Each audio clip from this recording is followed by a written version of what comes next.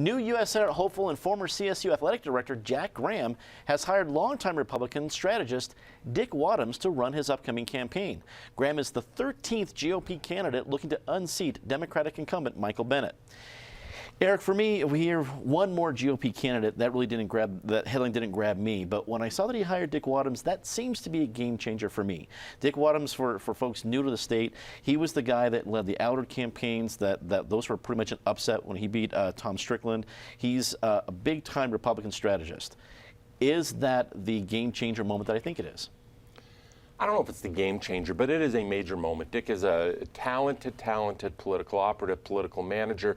In addition to his successes in Colorado, whether it's with Wayne Allard or Bill Owens or other, he's the guy who managed a relative unknown in South Dakota named John Thune, who beat Tom Daschle, the then majority leader of the U.S. Senate, in one of the big Republican victories. That's now a decade ago. So it is a major coup, coup on the part of Graham. Patty, when it gets to be her turn, is going to name all 13 candidates, I believe, in reverse alphabetical order. But, you know, it is quite a field. Now, let's be clear, all 13 of them are not real, all 13 are not credible, but there are a solid handful, and more than you can count on one hand, who you could imagine as the nominee. It is a shorter number that you can imagine as a credible candidate, a viable candidate against Michael Bennett. I think that list might begin and end with people like this guy Jack Graham, John Kaiser, the state rep from Jefferson County, who just resigned, who a lot of people had their eyes on, maybe a Ryan Frazier or some others. It's a much shorter list.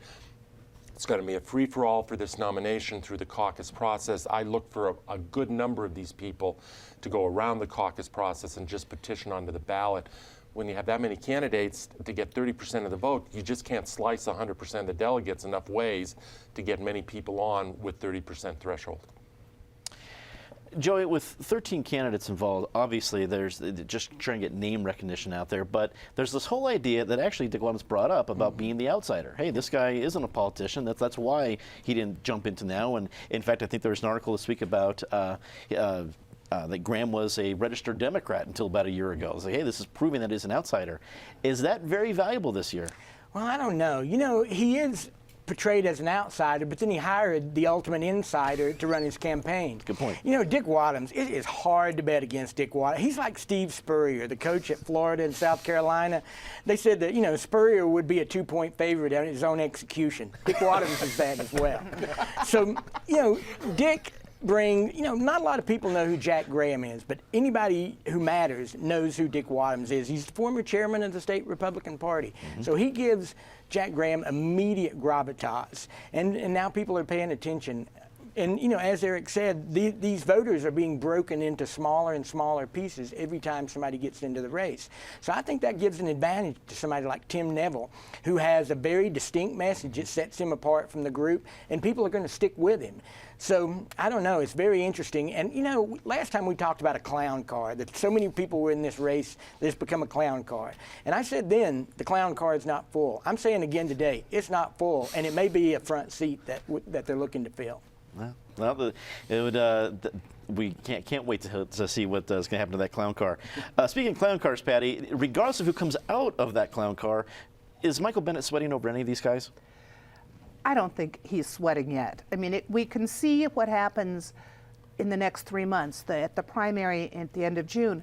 But let's remember, when we talk about credible candidates, let's remember a gubernatorial candidate we had not so long ago emerging from the Republican Party through that same process, Dan Mays. Who could have predicted that as the candidate of the Republican Party in Colorado? So we could have almost anything happen here when you think how you're going to split up 13 or 14 or 15 spots. I think we can safely say Tim Neville is definitely on the far right side of that, so he'll get a pretty big spot. Interesting with Graham, it's one thing to be an outsider, but it's another thing to be outside the party you're running for. So I'm guessing he will take some hits over the fact that he is a Johnny-come-lately to the Republican Party. It's going to be really fun. You know, Wadhams would like to be the driver of that clown car, but whether he's going to be able to keep everyone in control on board, that's going to be a tough one. David, with 13 folks so far in the primary, how ugly is it going to get? Maybe not, because there's too much stuff around. Like, what, you know, if you're in a 13-person cage wrestling match, you don't really spend as much time singling out other people as you do just kind of improving your own position. 1974. So, as Eric said before the show, of these 13, about half would be who you'd call serious candidates. So at that level, this is like 1974 for the Democrats, where we had 5 serious Democratic candidates, all of whom had plausibilities, none of whom were very well known to the general public. The guy who ended up coming out of that was Gary Hart, who ended up winning the Senate election, and and Peter Dominick, the incumbent, the good quality incumbent, two-term incumbent Republican senator who we beat, had some of the same vulnerabilities as Bennett is. I think people in Colorado liked Dominick or Bennett themselves personally, but they were tied to what had become a very unpopular president. That's a good point. It's going to be definitely fun to watch. And if you're playing CIO bingo at home, if you had Gary Hart or Steve Spurrier, you've definitely had a good game this show.